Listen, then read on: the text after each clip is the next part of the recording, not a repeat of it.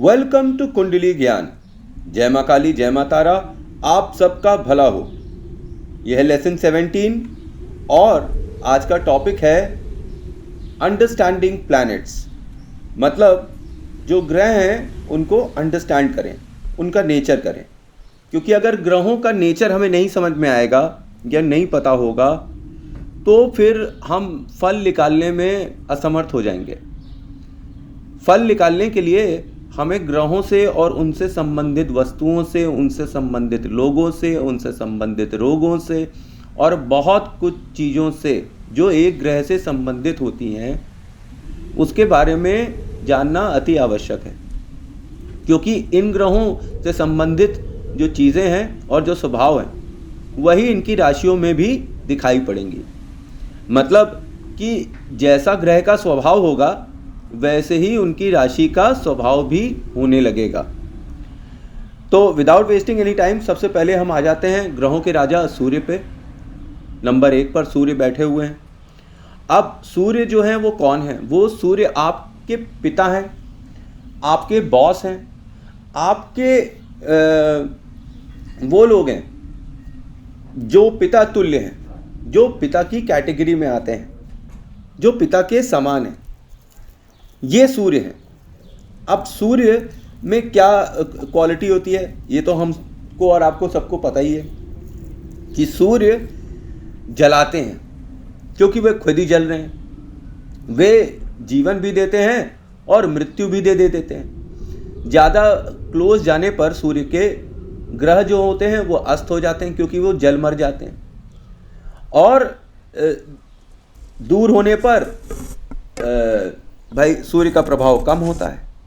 तो ग्रह जितने दूर हों सूर्य से, मतलब कि ऐसे अंश पे बैठे हों कि उनको हानि ना हो, तो ये तो अच्छा है। पर जब कोई भी ग्रह सूर्य के बहुत पास पहुंच जाता है तो फिर वो अस्त हो जाता है, फिर वो जलकर मर जाता है। अब आकाशमंडल का यह पहला ग्रह है।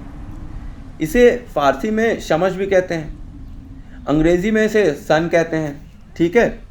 और इजिप्ट में तो इसे पहले रा कहा करते थे। और इनका दिन जो है सूर्य का वो रविवार है और रंग तांबे के समान कहा गया है, इसीलिए तांबे का सूरज लगाया जाता है ईस्टर्न वॉल पे। चंद्र, गुरु और मंगल इनके मित्र हैं एवं केतु शनि को शत्रु ग्रह कहा गया है। इस ग्रह की आयु 100 वर्ष एवं काल 22 वर्ष 22 दिन है। इस प्रकार किसी भी ग्रह के साथ रहने पर इसकी आयु 22 वर्ष की ही रहती है। अब जब सन का शुभ अशुभ प्रभाव हम सोचते हैं तो सूर्य जो होता है वो 10वें, 7वें और 6वें भाव में अशुभ फल देता है और 12वें, 11वें और 9वें और 7वें भाव में शुभ फल देता है। अब 12वें, 11वें, 9वें और 8वें भाव में, 7वें में नहीं, और 5वें भाव में शुभ फल देता है।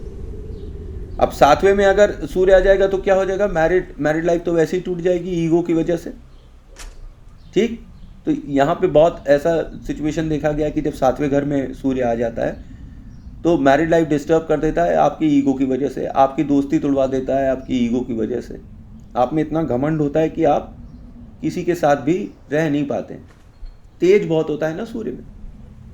अच्छा, अब आगे आते हैं कि यदि सूर्य अशुभ है तो उसका जातक पर कई प्रकार से प्रभाव पड़ सकता है। ऐसा जातक दुख एवं दरिद्र का जीवन तो भोगता ही है, साथ ही सूर्य के अशुभ होने पर उसका समस्त शरीर लकड़ी के समान अकड़ जाता है। यहाँ तक कि ऐसा जातक अपने बल पर चलने फिरने में भी असमर्थ हो जाता है। यह भी देखा गया है कि जातक को पशुधन की हानि होती है। अब इसके उपाय क्या करें? जातक विष्णु भगवान की उपासना एवं पुराणों का पाठ करें, रविवार का व्रत रखें और उस दिन तांबे एवं गेहूं का दान करें। अनामिका उंगली में माणिक्य धारण करें। माणिक्य धारण से पूर्व उसकी प्राण प्रतिष्ठा अवश्य करा लें। तामसी पदार्थों के सेवन से बचें एवं ब्रह्मचार्य का पालन करें। मन कर्म वचन से पवित्र रहें। किसी भी कार्य को आरंभ करने से पूर्व जल पिएं अथवा मिष्ठान अवश्य खाएं। व्रत वाले दिन नदी में गुड़ एवं तांबे को प्रभावित करें। ऐसा करने से सूर्य जो होते हैं, जो मैलेफिक इफेक्ट दे रहे होते हैं, ये जनरल रेमेडी है सूर्य की, तो वो फिर सही इफेक्ट देने लगते हैं। सूर्य यहाँ पर मैं आपसे और भी बताऊं कि सूर्य राजा है, तो सूर्य का स्वभाव जो है वो राजाओं के समान होता है, और वो राजाओं के समान दंड भी देता है और फल भी देता है। मतलब कि अब जब सूर्य किसी के अच्छे होते हैं, उच्च के होते हैं, तो फादर सपोर्टिव होते हैं।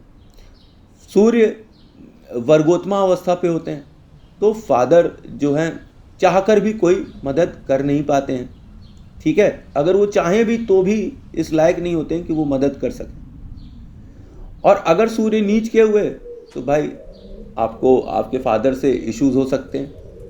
और अगर इश्यूज नहीं हुए, अच्छे घरों में सूर्य बैठ गए हैं, अपने मित्रों के घर में बैठ गए हैं और फिर भी नीच के हैं, तो फिर आपके फादर से आपको क्या क्या इश्यूज हो सकते हैं कि आप अपने फादर से दूर हो सकते हैं। उनकी तबीयत खराब हो सकती है, जिस पे आपका अनावश्यक रूप से ध्यान और पैसा दोनों ही बर्बाद हो सकता है।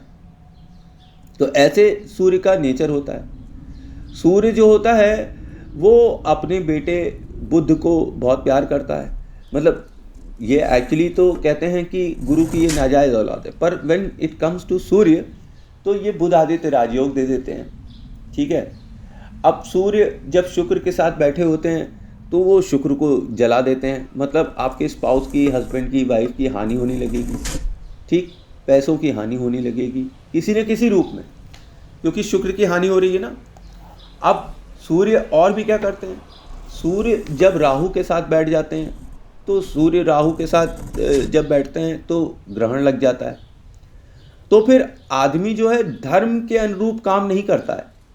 वो अपने काम को पूरा करने के लिए किसी भी रूप में किसी भी हद तक जा सकता है। वो फिर illegal activities, anti social elements, ये सब इन्वॉल्व करने लगता है जब सूर्य राहु के साथ संबंध बना रहा होता है। क्योंकि राहु क्या है, राहु को हर चीज़ किसी भी कीमत पे चाहिए।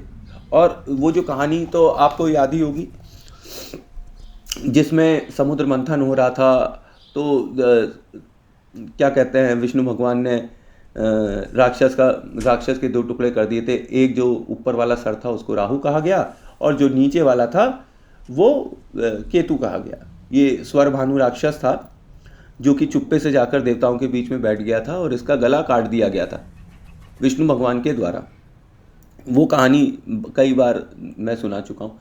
तो ये जब कॉम्बिनेशन उससे होता है तो वैसे हो जाता है। अब जब केतु कॉम्बिनेशन बनाता है सूर्य के साथ तो एक बड़ी विचित्र चीज़ होती है। केतु सूर्य को ग्रहण तो लगाता है, पर अगर गुरु की दृष्टि पड़ रही हो तो फिर ये केतु सूर्य को सही रास्ते और उन्नति के मार्ग पर ले जा सकता है।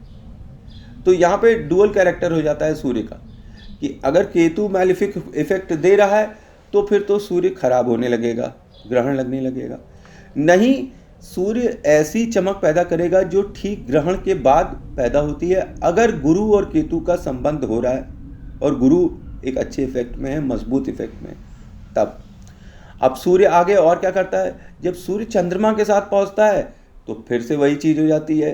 चंद्रमा एक सॉफ्ट प्लैनेट है, ये एक राजयोग तो दे देता है, पर आप एक बात समझिए, जब इतना ज़्यादा जला रहा है तो फिर ये माता को हानि दे देता है। आपसे फिर आपका जो सुख है उसमें कमी करने लगता है, क्योंकि चंद्रमा सुख का सिंबल है। तो सूर्य जब चंद्रमा के साथ आ जाते हैं तो राजयोग जरूर दे देते हैं, धन धान्य देते हैं, सब कुछ करते हैं, पर सुख में कहीं ना कहीं कमी कर देते हैं। मन के सुख में कहीं ना कहीं अड़चन जरूर दे देते हैं। अब जब सूर्य मंगल के साथ बैठे हों तो मंगल कौन है, सेनापति, और सूर्य कौन है, राजा। राजा और सेनापति आ गए। अब यहाँ विस्तार होगा, अब यहाँ विस्तार होगा और ज़बरदस्त विस्तार होगा। तो फिर ये आपको जीवन में लड़ने की, आगे बढ़ने की शक्ति दे देते हैं जब सूर्य और मंगल साथ में बैठे हों। अब आगे हम देखते हैं तो सूर्य और गुरु जब साथ में बैठे हों तब क्या होगा। जब सूर्य और गुरु साथ में बैठे होंगे तो फिर गुरु और सूर्य मतलब पुरोहित के घर जो है राजा आया हुआ है, तो फिर वो यहाँ पर भर भर कर धन देता है और फॉर्चुनेट बनाता है किसी भी जातक को। ठीक, तो अब हमने देख लिया कि सूर्य के साथ मंगल, गुरु, शुक्र, और अगर सूर्य शनि आ जाएं तो क्या हो जाता है। अब शनि जब सूर्य के साथ संबंध बनाते हैं तो पिता और पुत्र भयंकर दुश्मन। जब भी आप देखें कि सूर्य और शनि ग्रह आपस में एक दूसरे के सामने बैठे हों, चाहे केंद्र में बैठे हों या किसी भी तरह से दृष्टिगत संबंध भी बनाते हैं, तो पिता और पुत्र के संबंधों में बहुत ही खटास हो जाती है और भयंकर दुश्मन होते हैं एक दूसरे के। तो यहाँ पर एक द्वंद्व जैसी सिचुएशन उत्पन्न होती है। अब ये डिपेंड करता है कि सूर्य जीतेंगे कि शनि जीतेंगे। कैसे पता चलेगा कि अगर सूर्य कमज़ोर होकर बैठे हैं और शनि युवावस्था में बैठे हुए हैं तो भाई वो ज़्यादा फल देंगे। इसीलिए डिग्री को देखना पड़ता है कि जब दो ग्रह आ जाते हैं कि दोनों में से बलवान कौन है। जो बलवान होगा वो जीत जाएगा, जो अपने दोस्तों के साथ बैठेगा वो जीत जाएगा, जो अपने शत्रुओं के साथ बैठेगा वो हार जाएगा। जिसके घर में शत्रु ग्रह बैठे होंगे वो ग्रह हारने लगेगा, वो मैलेफिक इफेक्ट देने ही लगेगा। तो ये था मेरा एक जनरल इंट्रोडक्शन अंडरस्टैंडिंग प्लैनेट में सन के लिए। और नेक्स्ट वाले पार्ट में हम दूसरे ग्रह का भी विचार करेंगे। तो थैंक्स फॉर वॉचिंग। जय मां काली, जय मां तारा, आप सबका भला हो।